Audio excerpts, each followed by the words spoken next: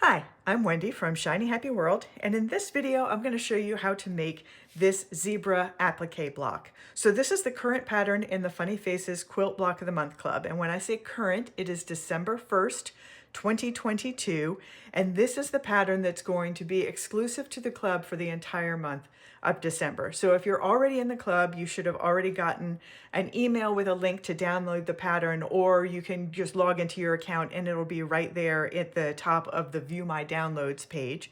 If you're not in the club yet, but you join anytime in December 2022, this is the pattern that you're going to get instant access to. Now, if you're watching this video a lot later and it's after December, you'll be able to find this pattern in the shop at shinyhappyworld.com sometime probably the end of January. So here's how to make it. All right, in this video, I'm going to show you how to assemble the zebra block using a Lightbox.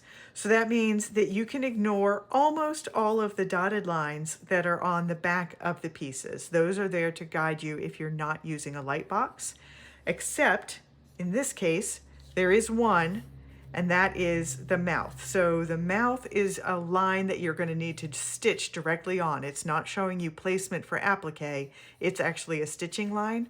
And so I've transferred that line to the front of the piece of fabric, the fabric side of the piece, just using a piece of chalk. And I just had it on the Lightbox and just traced that over it. So that's all the preparation that you need to do. Now we're just going to lay the pieces down in the order that they are numbered on our placement guide. So we're going to start with piece number 1, which is one of his ears.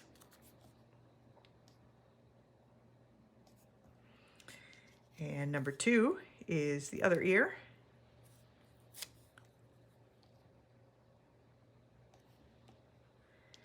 And 3 is his mane. So zebras have a stand up, like their mane stands up very straight and tall, not like a horse's mane that kind of flops over.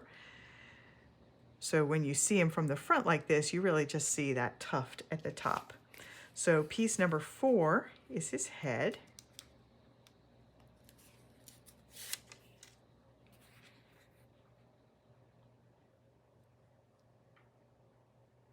There we go. And now we're going to start laying down some stripes.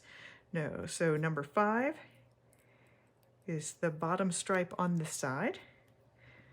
You probably could rearrange the stripes. You don't have to use each stripe in its designated spot, but I will tell you that I designed it. The curves of each piece match the curve at the side of his head. So if you use the numbered pieces to help you position them in the right place, you're going to have a much easier time getting those stripes to line up with the side of his head. So here's number 7.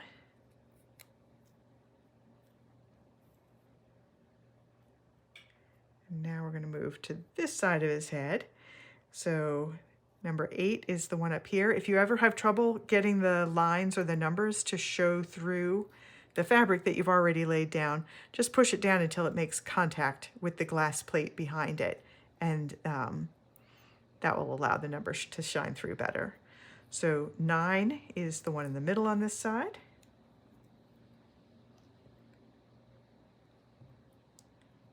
And 10 is the bottom one here.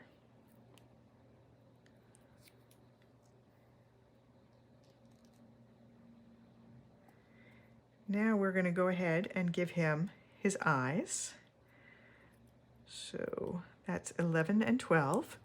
And those eye ovals are identical, the 2 eyes. So it doesn't really matter which one goes where. But you don't want to get the eyes mixed up with the nostrils, because those are a different shape. Now 13 is his shoulders.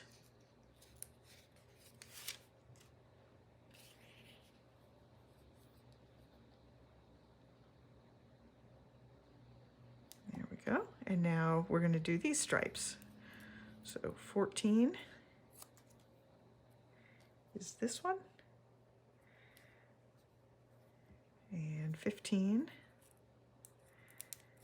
is the next one up.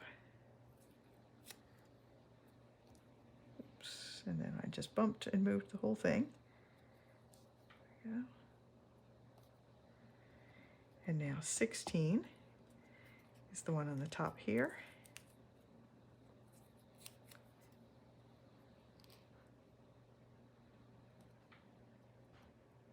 And 17 is on the bottom.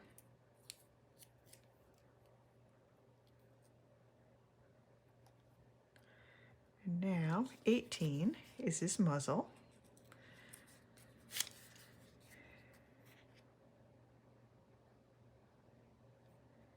And now we've got his nostrils, which, like I said, these are a different size and shape oval from the eyes, but there's not any difference between the two nostrils. 19 and 20 are identical.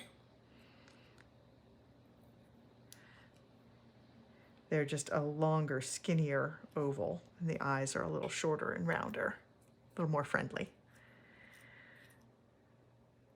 And then 21 is his forehead stripe. All right, so now I'm going to carefully lift the silicone mat up, take it over to my ironing board, and fuse this all into place, peel it off, and fuse it down to my block, the quilted block that I've got. Then I'll do all of the outline stitching, and I'll bring it back here and I'll show you this finished block and also a couple of other color options that I did. All right, here is the finished block. So I've fused all the pieces down. I've done all of the outline stitching. I also added some catch lights to his eyes. I just used a little dot of fabric paint, but there is a link in the pattern to a video or a post that tells you all about different tools and techniques that you can use to add those little catch lights. You can do hand embroidery, machine embroidery. My favorite is the fabric paint because it's just quick and easy, and I do like that it makes kind of a shiny little light. I use a glossy three-dimensional fabric paint, so that makes a nice look. So that's this guy, and I want to show you the same zebra in a couple of other fabrics. Oh, which reminds me, so the background here, this is one of the blenders from the Grizzly collection. That's all different shades of brown.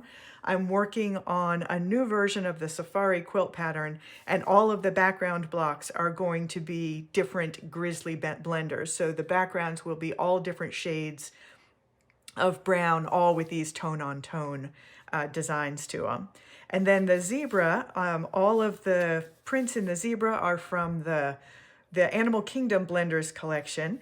The whites are all from the elephant blenders, which are all different. These are both, you can find both of these. Actually, the easiest way to find them is the Salt and Pepper blenders collection, which has all of my black on black prints and my white on white prints. So that's a great place to go and look for zebras. So here's what else we've got in different colors. So this is another black and white zebra. So same thing, the Salt and Pepper collection for the black on blacks and white on whites. But this print I used, this is from the Strawberry blenders, which are part of the Farmer's Market color palette. And I'm working on another just collection of fun animals. They're not going to be tied to a specific theme, but they are all going to use different shades of strawberry in the background. So the background of this quilt is going to be all different shades, ranging from very light pink to a pretty dark, almost red pink. And then I have one more because zebras don't have to be black and white. So this one uses the Ruby blenders, which are part of the Gemstones color palette.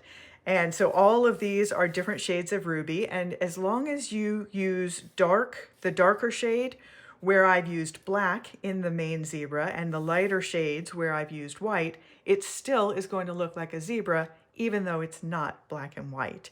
So on this one, like I said, these are all from the Ruby blenders in the Gemstones color palette, and this background is one of the pre-printed quilt blocks that I have. So these quilting lines are actually printed on the fabric, so you just stitch right over top of them.